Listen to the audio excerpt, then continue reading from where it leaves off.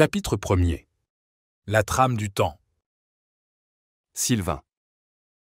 Je suis enthousiaste à l'idée de travailler avec vous, que je veux bien appeler mes amis. Le premier point dont vous vouliez parler est le temps. C'est bizarre de commencer par cela. Je croyais que nous allions travailler chronologiquement, justement. Les guides. C'est une erreur commune de croire que tout a un début et une fin, en fait.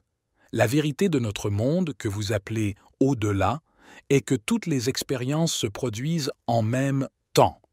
Alors oui, nous utiliserons bien souvent le temps chronologique comme repère pour avancer dans ce livre, mais nous ne devons pas ignorer le fait que bien des choses se produisent dans un temps simultané du point de vue divin. Je vais te donner un exemple pour que tu comprennes mieux. Tu es sur Terre actuellement au moment où tu lis ces lignes. À part qui lira cela depuis l'espace, alors que tu lis ces lignes, tu es dans le moment présent. Avec notre conscience, tu comprendrais que tu es toi en tant que lecteur ou lectrice, mais aussi toutes les personnes qui habitent sur Terre. Chacune de ces personnes, c'est toi, une part de toi. Cette analogie est vraie, mais l'idée est de te faire comprendre que tu pourrais bien vivre plusieurs vies en même temps et dans le même espace-temps. Nous reviendrons là-dessus avec la notion de transincarnation. Si tu avais conscience d'être toutes ces personnes vivant la même expérience, Terre, et que tu ne pouvais pas distinguer une ou un qui soit plus que l'autre, que dirais-tu du temps? Sylvain. Attendez, on est au chapitre 1 et vous m'avez déjà perdu. J'admets que je pourrais savoir que je peux être toutes ces personnes, mais je n'en aurais pas conscience. Sinon, je ne pourrais pas vivre dans un seul corps d'expérience en apparence. Les guides. C'est cela, justement, la conscience qui te projette dans un espace et dans un temps bien précis. C'est ce choix de la localisation de ta conscience qui va déterminer ton expérience, ta réalité. Dans votre dimension, vous ne pouvez appréhender qu'un espace et qu'un seul temps à la fois avec votre conscience. Mais en élargissant cette conscience, alors vous pouvez embrasser tous ces espaces conscience en même temps. Vous savez, souvent vous dites « nous sommes un », et c'est on ne peut plus juste. La séparation n'est que celle d'un espace-temps choisi plutôt qu'un autre, mais la divinité que vous êtes embrasse tous les temps et tous les espaces. Ainsi, le temps est un choix du placement de la conscience. C'est ce choix qui vous fait vivre une expérience plutôt qu'une autre, et dans votre dimension, vous conservez le même choix pour vivre toutes les expériences d'une seule conscience incarnée.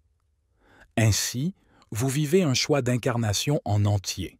Si tu as choisi de vivre Sylvain, tu vivras Sylvain dans ses potentiels temporels, de son entrée dans le corps à sa sortie du corps. Sylvain. C'est toujours complexe. Les guides. Ce que nous essayons de vous dire, c'est que le temps est un choix d'identification et celui-ci est malléable. Plus la définition de qui vous êtes est grande, plus le temps se rapproche d'un moment présent où tout existe en même temps.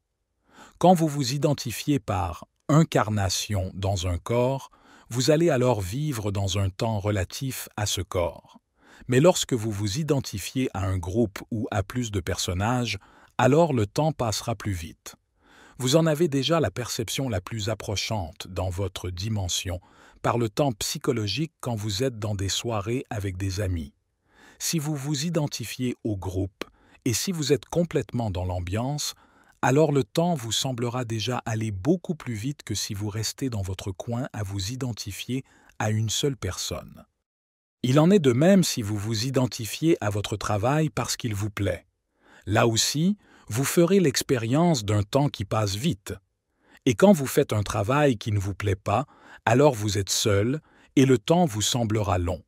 Plus vous vous définissez comme vous et des personnes, vous et un travail, vous et un lieu, plus votre conscience grandit en pliant le temps. Dans l'au-delà, vous le verrez, l'identification à un seul personnage se dissout petit à petit. Alors la notion de temps vous semblera bien plus souple que lors de votre incarnation. Je sais que cela peut vous sembler difficile à la première lecture, mais nous évoquerons cela plusieurs fois et sous des angles différents. Ce que nous souhaitons vous faire comprendre ici, c'est que le temps est une trame souple liée à l'expansion de votre conscience. Sylvain. Vous évoquez le terme de trame temporelle dans le sens de choix multiples, tel que cela a été évoqué dans certains travaux comme ceux de Philippe Guillemont ou sous un autre angle. Les guides. Nous parlerons plus tard de trames temporelles dans cette vision de trames espace-temps. Plus tard, même si l'espace n'est pas une notion fiable, tu verras. Ici, nous évoquons la notion de trame temporelle pour vous expliquer que le temps est souple. C'est important de le comprendre, car certains des chapitres évoqués dans ce livre évoqueront des étapes où nous ne donnerons pas de notion de temps précise, car d'un point de vue relatif, en temps terrestre moyen, certains passages de votre transition peuvent durer 1 minute en incarnation et 1 année en temps de l'au-delà. Mais l'inverse est vrai aussi parfois, alors il nous sera difficile d'évoquer un temps précis.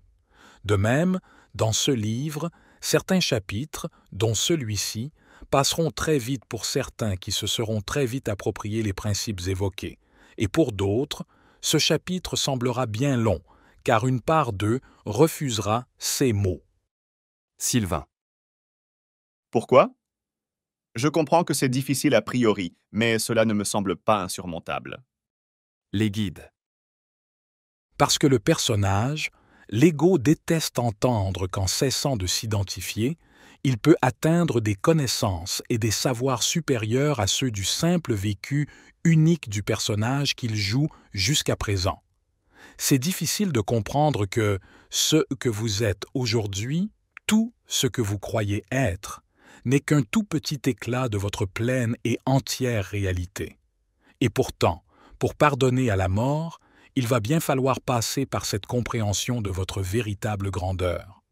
En vérité, plus vous vous sentirez petit, plus vous toucherez à la réalité de votre grandeur, car vous comprendrez que vous êtes aussi tout-puissant à un certain niveau de conscience.